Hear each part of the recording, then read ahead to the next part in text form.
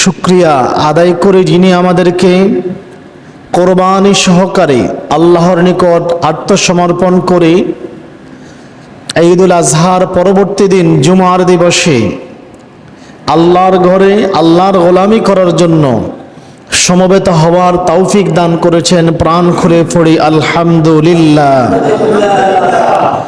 দুরূদ এবং সালাম জ্ঞাপন করে বিশ্ব মানবতার মহান মুক্তির দূত খাতামুন নবিয়্যিন আশরাফুল আম্বিয়া নবী মুহাম্মদ মুস্তাফা আহমদ মুজতবা সাল্লাল্লাহু আলাইহি ওয়াসাল্লামের উপর আল্লাহুম্মা সাল্লি আলাইহি আল্লাহুম্মা বারিক আলাইহি।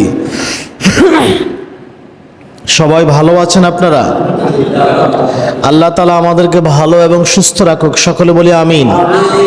যারা অসুস্থ তাদেরকে সুস্থ দান করুক, সকলে বলি আমিন।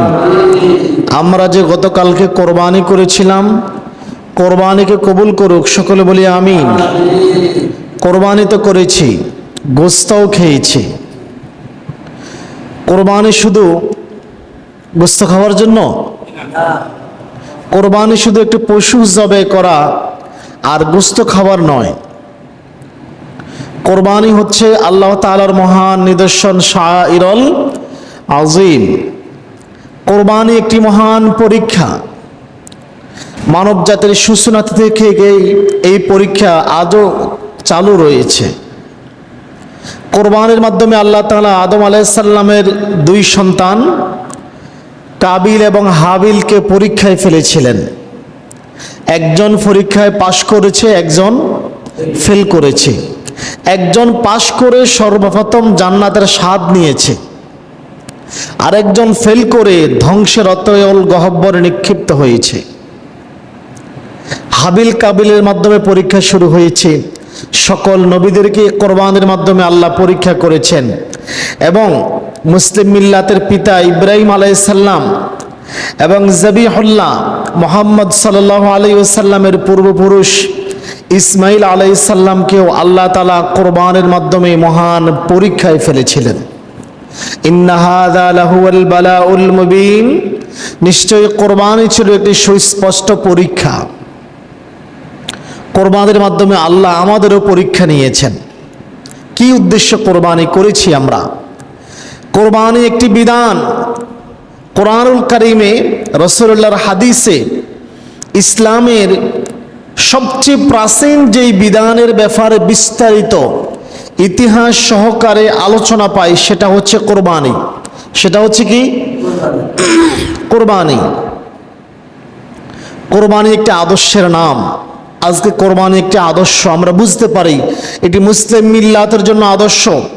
কোরবানি করতে পেরেছি, আমি মুসলিম মিল্লাতের আদর্শ ধারণ করেছি। পৃথিবীর নানান প্রান্তে মুসলমানদের কোরবানি বন্ধ করার জন্য বিভিন্ন প্রকারের ষড়যন্ত্র চলে কি চলে না? কথা বলেন না, চলে কি চলে না?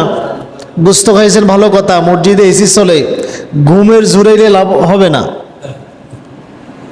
গোসের লাইক বাড়িতে খাটিয়াকে দেখাবেন, আপনার খাট বালিশকে দেখাবেন, বালিশকে দেখান যে আমি ঘুমাইতে পারি। মসজিদকে দেখাইয়েন না, লড়ে চড়ে বসবেন। পৃথিবীর নানান প্রান্তে নানান দেশে কোরবানির উপর নিষেধাজ্ঞা আছে কিনা বলেন তো? আছে না? সাম্প্রতিক সময় আমরা দেখি আমাদের প্রতিবেশী রাষ্ট্র ভারতে পর্যন্ত কোরবানির নিয়ে বহু তালবাহানা, চলে কি চলে না? অথচ খ্রিস্টানরাও গরুর গোশত খায়। খ্রিস্টানরা যে গৌ হত্যা করে আজও কি নিষেধাজ্ঞা জারি করেছে? করে নাই। ভারতের বিভিন্ন যে সকল রাজ্যে খ্রিস্টানের সংখ্যা বেশি সেখানে গরুর জবাই চলে, গরুর গোশত খাওয়াও চলে। মুসলমান করলে অর্থাৎ আপনাকে বুঝতে হবে যে আমাদের কোরবানি যে একটা আদর্শ, সে আদর্শকে নষ্ট করার জন্য ইসমাইলি চিন্তা চেতনা, ইব্রাহিমী চিন্তা চেতনা থেকে আমাদেরকে দূরে রাখার জন্যই কোরবানি নিয়ে যত ষড়যন্ত্র চক্রান্ত চলতেছে। আমরা তো শুধু ভারতের কথাই জানি, চীনের উইগুর মুসলমানদেরও কোরবানি থেকে বিরত রাখা হয়। জানেন আপনারা? সেটা জানেন না তো। কোরবানি থেকে বিরত রাখার জন্য পৃথিবীর নানান প্রান্তে গরুর গোশত অনেকেও খায়, হিন্দুরাও খায়। আমি নিজে দেখেছি। যেই বেটা এখন পশ্চিমবঙ্গের মুখ্যমন্ত্রী হয়েছে শুভেন্দু, শুনছেন না? এই বেটা যেই বেটার সাথে গরুর গোস্ত খাইছে সেই বলে এই সুবন্ধু 1 বাটি 2 বাটি না 3 বাটি গরুর গোস্ত খাইছে, আবার রাতে খাবে বলে টিফিন কারি করে নিয়ে গেছে, সেই এখন কোরবানি নিয়ে ষড়যন্ত্র করে। কথা কি বুঝে এসছে? অর্থাৎ মুসলমানদেরকে কোরবানির আদর্শ থেকে দূরে রাখার জন্য বিভিন্নভাবে নানাভাবে চক্রান্ত চলতেছে। আমরা যেন ইব্রাহিমি রিলিজিয়ান, ইসমাইলি আদর্শ যেন আমাদের ভিতরে টিকে না থাকে, এমন একটা চক্রান্ত বিশ্বব্যাপী চলতেছে। এরপরে কোরবানি এমন এক আদর্শ যা আদম আলাইহিস সালাম থেকে আজও চলমান রয়েছে। কোরবানিতে রয়েছে মহান শিক্ষা। কোরবানিতে করলাম, কোরবানি আমাদেরকে কি শিক্ষা দিয়ে গেল? কোরবানি আমাদেরকে কি শিক্ষা দিয়ে গেল? শুধু কোরবানি করলাম, পশু জবাই করলাম, আনন্দ করলাম, বিসমিল্লাহ আল্লাহু আকবার বলে কোরবানি করলাম, কিছুক্ষণ পরে গুস্ত কুটা বাসা করে গুস্ত খেলাম, আর বালিশকে বললাম আমি ঘুমাইতে পারি, এটার নামই কোরবানি না। কোরবানির প্রথম এবং প্রধান শিক্ষা হলো, কোরবানি আপনাকে আমাকে শিক্ষা দিয়ে যাচ্ছে তোমরা তাকওয়া অর্জন করো। কি অর্জন করো? তাকওয়া অর্জন করা ছাড়া কোরবানি যেমনি কবুল হয় না, কোরবানির পরবর্তীতে কোনো পুরস্কারও পাওয়া যায় না। কোরবানি হবে তাকওয়া। তাকওয়া মানে কি? আল্লাহকে ভয় করেছি, আল্লাহকে ভয় করে আল্লাহর সন্তুষ্টির জন্য কোরবানি করেছি। অন্তরে আল্লাহর ভয় না রেখে যদি দুনিয়ার কোনো স্বার্থ, মানুষকে দেখানোর জন্য যদি কোরবানি করে থাকি, দুনিয়াবি কোনো উদ্দেশ্য থাকে, অল্লাহ আল্লাহর কসম এই কোরবানি কবুল তো হবেই না, বরং ধ্বংস ডেকে আনবে। কোরবানি কি ডেকে আনবে? ধ্বংস ডেকে আনবে, ধ্বংস। কোরবানি আমাদের ধ্বংস ডেকে আনবে। যেমনি করে আদম আলাইহিস সালামের পুত্র কাবিল ধ্বংসে লিপ্ত হয়েছে। কাবিল, আদম আলাইহিস সালামের পুত্ররা, 2 পুত্রকে আল্লাহ পরীক্ষা করেছেন যে তোমরা দুজনে কোরবানি করো, দুজনে কোরবানি করলো। কাবিল করেছিল দুনিয়ার স্বার্থে, একটা নারীকে পাওয়ার জন্য। কাকে পাওয়ার জন্য? একটা নারীকে পাওয়ার জন্য কাবিল কোরবানি করেছিল, দুনিয়াবি স্বার্থে। আল্লাহর সন্তুষ্টির উদ্দেশ্য ছিল না, আর তাই কাবিলের কোরবানি কবুল হয় না, সে ধ্বংসে লিপ্ত হয়েছে। এখন আর এই ধ্বংসের জন্য কাবিল সংশোধন না হয়ে আল্লাহর কাছে তাওবা না করে বরং পাপের পরিমাণ আরো বাড়ায় দিয়েছে। কি পাপ করলো এরপরে? কোরবানিতে কবুল হয় নাই। দেখেন, কোরবানি কবুল যদি আমাদেরও কোরবানি কবুল না হয়, খুব শীঘ্রই আপনার জন্য ধ্বংস অপেক্ষা করতেছে। কোনো না কোনো একটা ক্ষতি আসবে, কোনো না কোনো ক্ষতি আসবে। সূরা আস-সাফফাত 100 নম্বর আয়াত থেকে পরবর্তী 30-40 আয়াত পড়েন, বুঝতে পারবেন।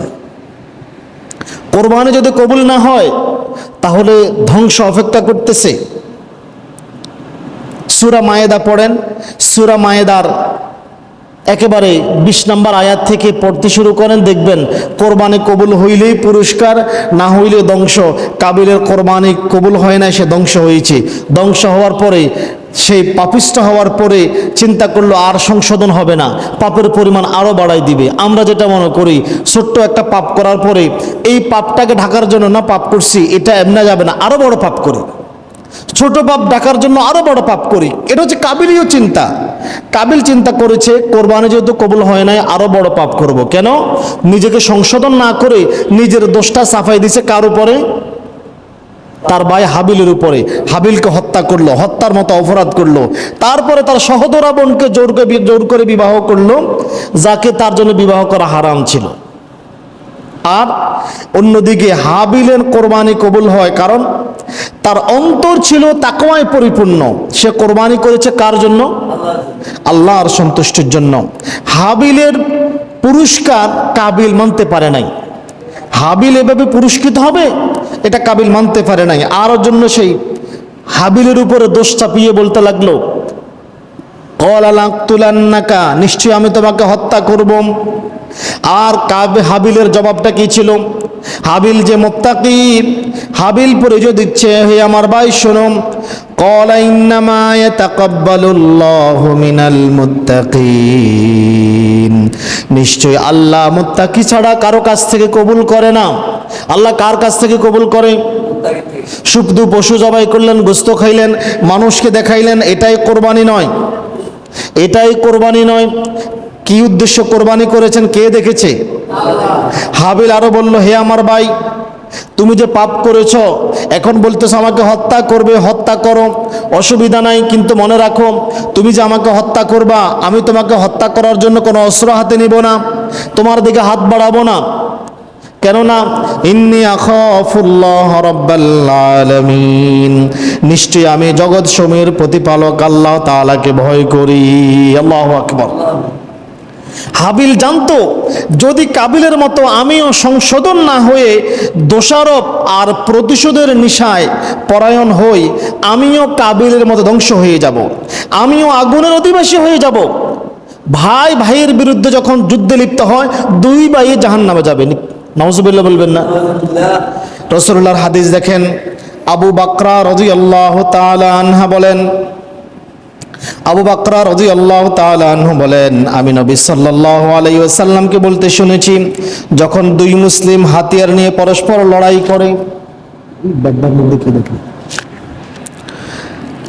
আবু বকরা রাদিয়াল্লাহু তাআলা আনহু বলেন, আমি নবী সাল্লাল্লাহু আলাইহি ওয়াসাল্লামকে বলতে শুনেছি, যখন দুই মুসলমান অস্ত্র নিয়ে পরস্পরের যুদ্ধে লিপ্ত হয়, লড়াই করে, মারামারি করে, করে কিনা বলেন না, বলেন না, বড় করে না? আজকে বর্তমানে সমাজে অর্থ নিয়া, সম্পদ নিয়া দুই ভাই যুদ্ধ করে কিনা? এক ভাই আরেক ভাইয়ের বিরুদ্ধে যুদ্ধ করে কিনা? আল্লাহর নবী বলতেছেন, যখন দুই ভাই যুদ্ধে লিপ্ত হয় অস্ত্র নিয়া, এক ভাই আরেক ভাইকে হত্যা করে, আল্লাহর নবী সাল্লাল্লাহু আলাইহি ওয়াসাল্লাম বলেন, তারা উভয় জাহান্নামে নিক্ষিপ্ত হবে। নাউজুবিল্লাহ বলবেন না? সাহাবায়ে কেরাম জিজ্ঞাসা করলেন, ইয়া রাসূলুল্লাহ, হত্যাকারীর ব্যাপারটা বুঝলাম, হত্যাকারী হত্যা করলো, হত্যা করে সে পাপিষ্ঠ হলো, সে জাহান্নামে নিক্ষিপ্ত হবে, কিন্তু যেই ব্যক্তি নিহত হলো তার ব্যাপারটা কেমন হয়ে গেল না? সেই কেন জাহান্নামে নিক্ষিপ্ত হবে?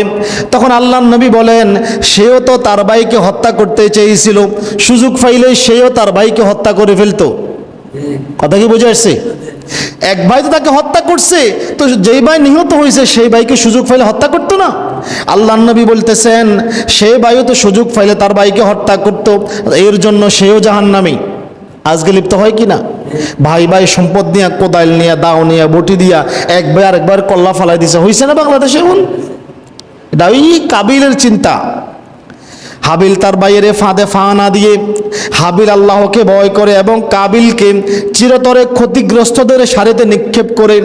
হাবিল সেদিন জবাব দিল, শোনো আমার ভাই, ইন্নী উরিদু আন তাবুআ বিইসমি ওয়া ইসমিকা, নিশ্চয়ই আমি চাই তুমি আমার এবং তোমার পাপ নিয়ে ফিরে যাও।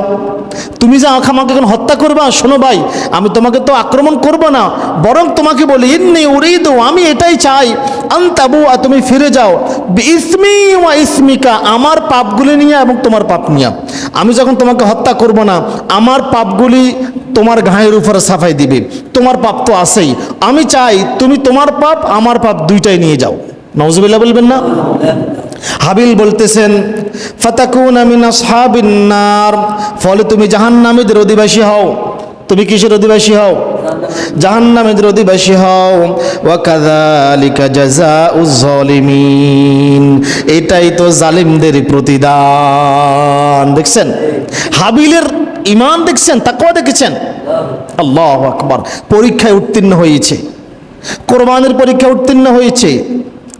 আমরাও কখনো কখনো নিজেরা সংশোধন না হয়ে অন্যের উপর দোষ চাপাই না? আমরা নিজের তো দোষ আছে, আমরা এটা দেখি না, নিজের সংশোধন হই না, আল্লাহর কাছে তওবা না করে আমি সফল হইলাম না কেন, এই জন্য মনে হয় ওই লোকটা দায়ী। আর যেভাবে হোক তার ক্ষতি করার চেষ্টা করি, ক্ষতি সাধন করার চেষ্টা করি, যেটা কাবিল করেছিল। যেটা কে করেছিল? কাবিল করেছিল। এটা হলো কাবিলীয় চিন্তা, কাবিলীয় থিওরি। তাকওয়াবানরা হাবিলের এনে ধৈর্য ধারণ করে, আর কাবিলের তাকওয়াহীনতা, আল্লাহর উপরে নির্ভরশীলহীনতা তাকে ধ্বংস করে দিয়েছে। আল্লাহ তাআলা কোরআনে বলেন, ফাতাওয়াত লাহু নাফসুহু কাতালা আখি, অতঃপর তার নফস, তার অন্তর তার ভাইকে হত্যা করার জন্য উৎসাহিত করলো, তার আত্মা তাকে উৎসাহিত করলো, তোমার ভাইকে হত্যা করো। কাকে হত্যা করো? ফাতাওয়াত লাহু নাফসাহু, তার অন্তর তাকে সায় দিল তোমার ভাইকে হত্যা করো। কতালা আখিহি, তোমার ভাইকে হত্যা করো। ফাকাতালাহু, ফলেতে সে তার ভাইকে হত্যা করে দিল। ফাসবাহা মিনাল খাসিরিন, এইভাবেই সেই চিরক্ষতিগ্রস্তদের অন্তর্ভুক্ত হয়ে গেল। নাউজুবিল্লাহ।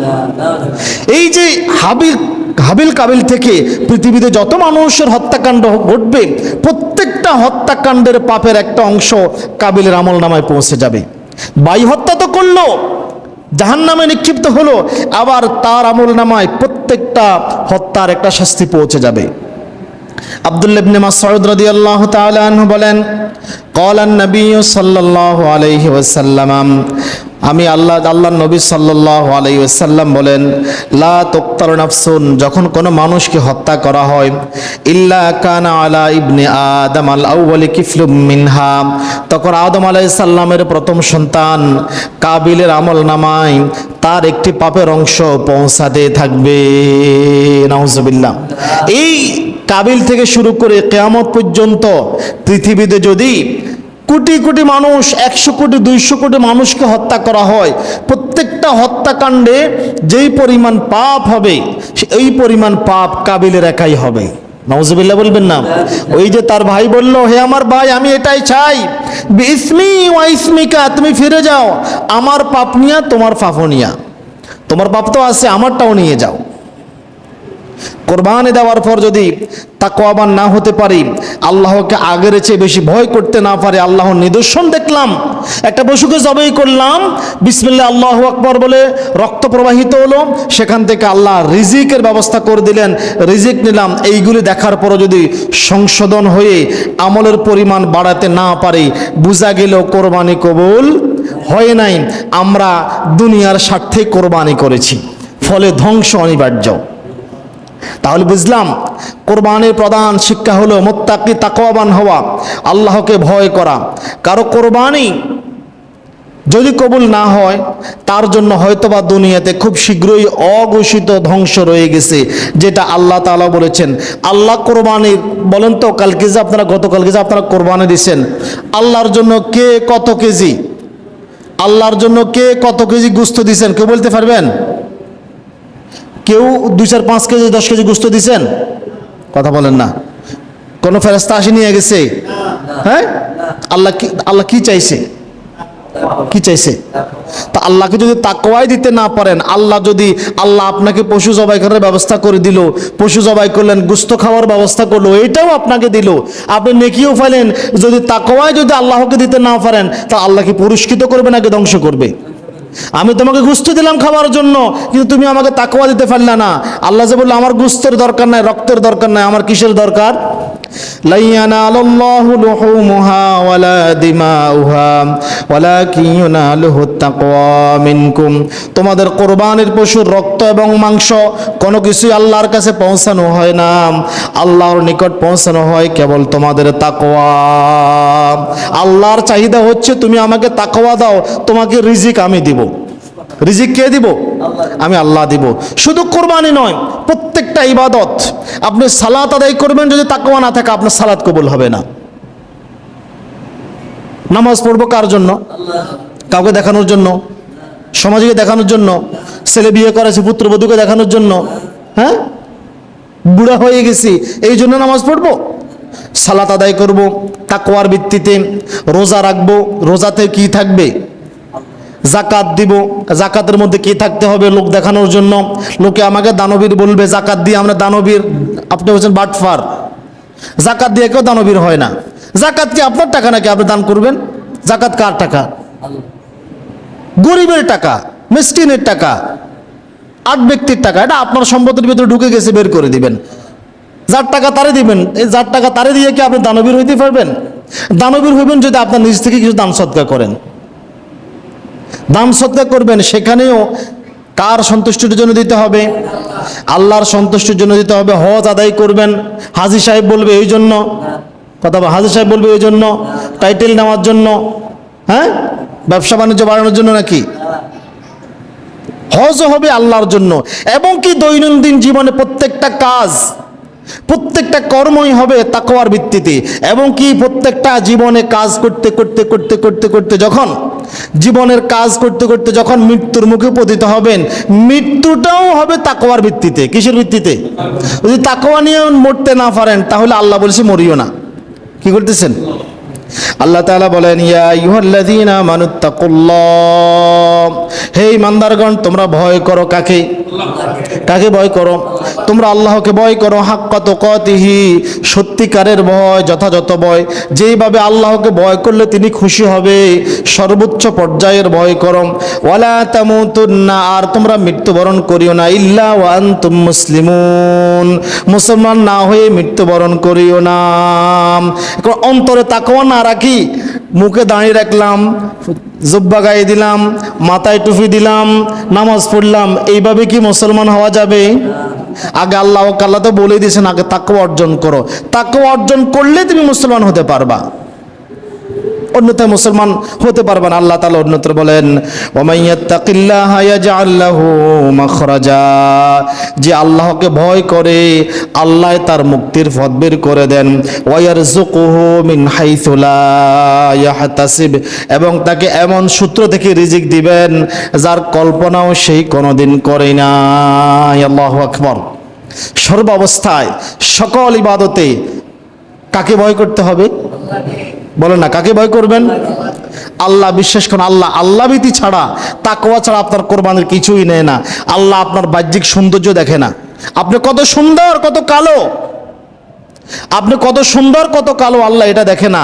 আপনি কত হাজার কোটি টাকার মালিক আল্লাহ এটাও দেখে না। আল্লাহ কি দেখে? অন্তর, আপনার তাকওয়া দেখে। রাসূলুল্লাহর হাদিস থেকে জানা যায়, عن أبي هريرة رضي الله تعالى عنه قال قال رسول الله صلى الله عليه وسلم, رسول الله صلى الله عليه وسلم বলেন, إن الله لا ينظر إلى صوركم وأموالكم, নিশ্চয়ই আল্লাহ তাআলা তোমাদের বাহ্যিক সৌন্দর্য, বাহ্যিক চেহারা এবং টাকা পয়সা, ধন সম্পদ দেখে না।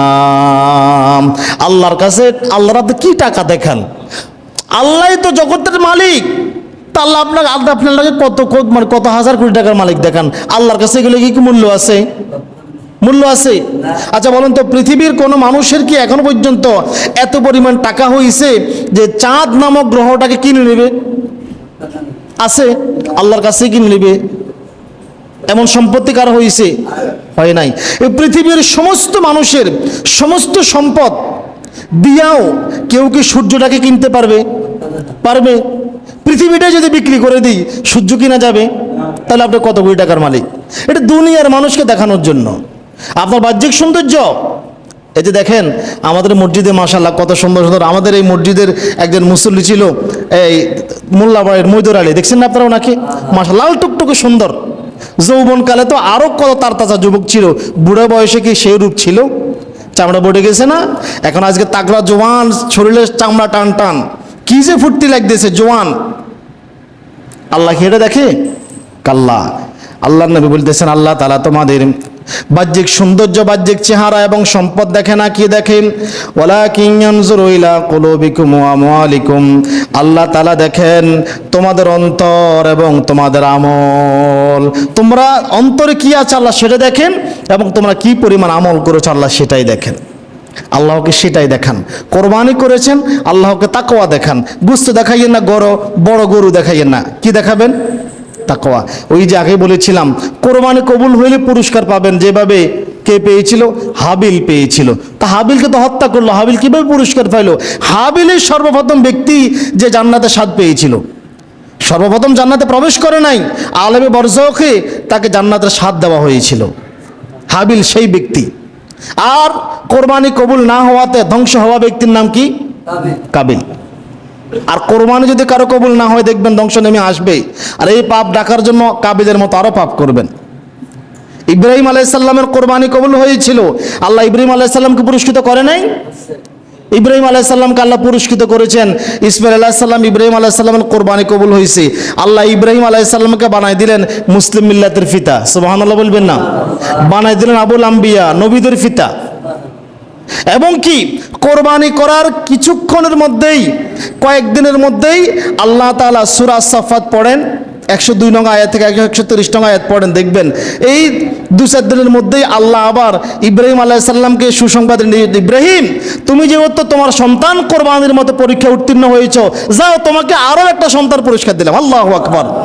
খুব শীঘ্রই ইসহাক আলাইহিস সালামের সুসংবাদ দিয়ে দিলেন, কোরবানি যদি আল্লাহর জন্য হয় পুরস্কার পাবেন, আর আল্লাহর জন্য না হলে ধ্বংসে নেমে আসবে।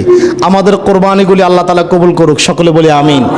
কোরবানি তো করেছি, এখন কি তাকওয়ার উপর থাকতে পারবো? ইনশাল্লাহ, ইনশাল্লাহ থাকতে পারবো। আজকে ফজর নামাজ কয়জনে পড়ছেন? মাশাআল্লাহ। এই ক্ষেত্রে আমি তো ছিলাম না, বাড়ি ছিলাম, মুয়াজ্জিন সাহেব বলতে পারবো কয়জন ছিল। তো এটা কি তাকওয়া হইল? গরুর গোশত খাই, রাত্রে ঘুমাই গেলেন বালিশের সাথে, তার মানে আপনি কোরবানি গোশত খাওয়ার জন্য আর বালিশকে দেখানোর জন্য করছেন, আল্লাহকে দেখানোর জন্য নয়। আল্লাহ তাআলা ক্ষমা করুক, সকলে বলি আমিন।